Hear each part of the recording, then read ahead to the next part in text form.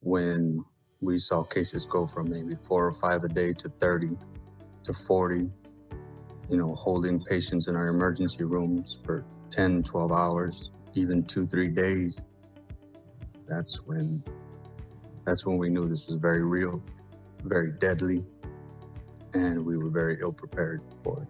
Well, during the quarantine, in what ways did your everyday life change from normal? When we were positive, is that what you're asking?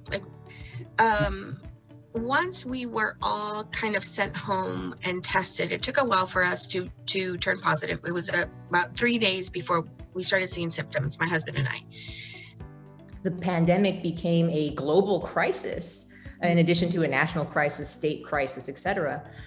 Maggie realized that she needed to pivot her Voces Oral History Center to start a branch called Voces of a Pandemic, where the mission is to collect and preserve individual lived experiences of folks of Latinx descent. So not only Mexican American, but Puerto Rican, Colombian, et cetera.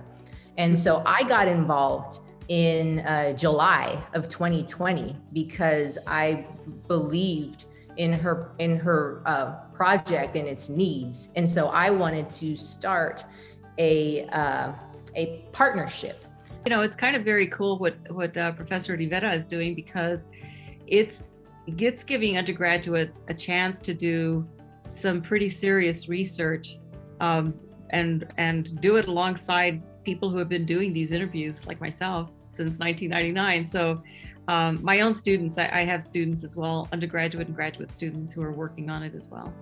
Hearing other people's stories, and I personally interviewed my tío, so I think hearing everyone else's experience, hearing his experience, because he does live in a different city, kind of it lets you know that you're not alone in the things that you experience. I think it's really cool that Dr. Rivera had us involved in something like this, and then also that she made it so easy to participate in, so that it was ultimately like a positive experience. For me, as a professor of literary study, it's all about hearing each other's stories.